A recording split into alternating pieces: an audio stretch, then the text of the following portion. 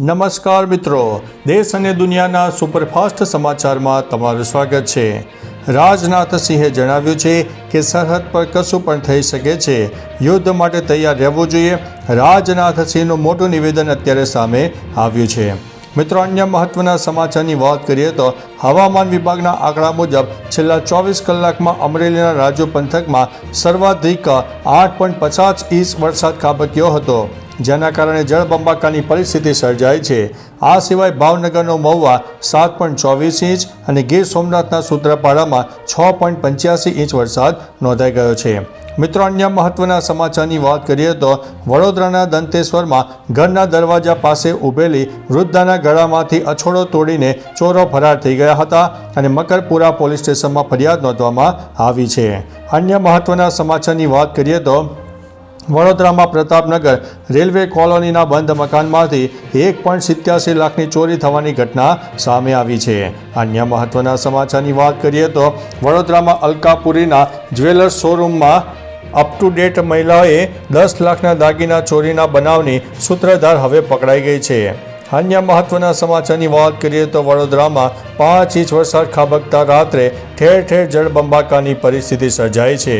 અન્ય મહત્વના સમાચારની વાત કરીએ તો અમદાવાદમાં સ્વામિનારાયણ મંદિરમાં 15,000થી વધુ બાળકોએ શ્લોકોના મુખપાઠ કરીને પરંપરા જીવંત કરી છે। અન્ય મહત્વના સમાચારની વાત કરીએ તો વડોદરાના ભાયલીમાં કોમ્પ્લેક્સના પાર્કિંગમાં કાર નીચેથી 5 ફૂટના મગરનું રેસ્ક્યુ કરવામાં આવ્યું છે। અન્ય મહત્વના સમાચારની વાત કરીએ તો ગાંધીનગરથી મોટા સમાચાર સામે આવ્યા છે। 4 ગુજરાતીઓનું ઈરાનમાં અપહરણ કરવામાં આવ્યું હતું।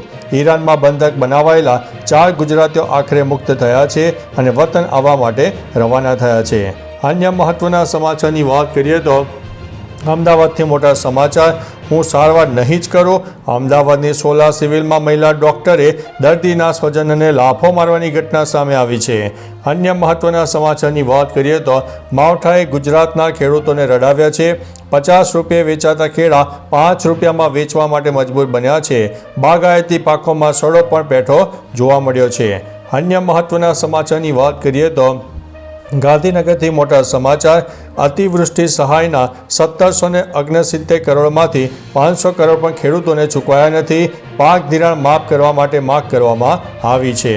અન્ય મહત્વના સમાચારની વાત કરીએ તો અમદાવાદની બોપલની દારૂ રેવ પાર્ટી મામલે અમદાવાદ ગ્રામ્ય કોર્ટનું આકરું વલણ જોવા મળ્યું છે। તમામ આરોપીની જામીન અરજી ફગાવી દેવામાં આવી છે। મિત્રો, અન્ય મહત્વના સમાચારની વાત કરીએ તો વાવાઝોડાનું સંકટ, આજે આંધ્રપ્રદેશના દરિયાકાંઠે ટકરાશે મોન્થા વાવાઝોડું। શાળાઓ બંધ, ટ્રેન અને ફ્લાઇટો રદ અને મોટા પાયે સ્થળાંતર શરૂ કરવામાં આવ્યું છે। અન્ય મહત્વના સમાચારની વાત કરીએ તો ધોરાજીના ખેડૂતોને કમોસમી વરસાદનો ફટકો પડ્યો છે। મહામૂલા પાક ઉપર પાણી ફરી વળવાની ઘટના સામે આવી છે। અન્ય મહત્વના સમાચારની વાત કરીએ તો દાહોદમાં પોલીસ કર્મી ઉપર થયો છે પથ્થરમારો। દાહોદમાં 50 લોકોના ટોળાએ કર્યો છે પોલીસ કર્મી પર હુમલો। 18 લોકોની અટકાયત કરવામાં આવી છે।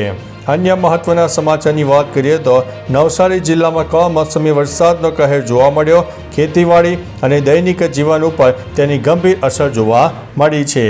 અન્ય મહત્વના સમાચારની વાત કરીએ તો તાપી પોલીસે ઘરફોડ ચોરીનો ભેદ ઉકેલી નાખ્યો છે। ચીખલીગર ગેંગના 3 ચોરો 21 લાખના મુદ્દામાલ સાથે અંતે ઝડપાઈ ગયા છે।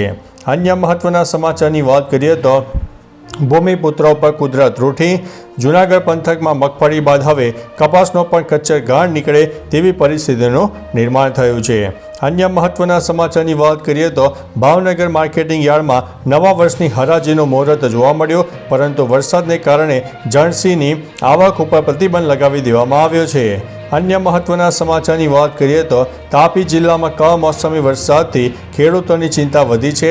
ડાંગરના પાકને વ્યાપક નુકસાન થયા હોવાની ફરિયાદો મળી છે। તો ચાલો મિત્રો, ફરીથી દેશ અને દુનિયાના સુપરફાસ્ટ સમાચાર લઈને મળતા રહીશું। ત્યાં સુધી અમને રજા આપશો। નમસ્તે।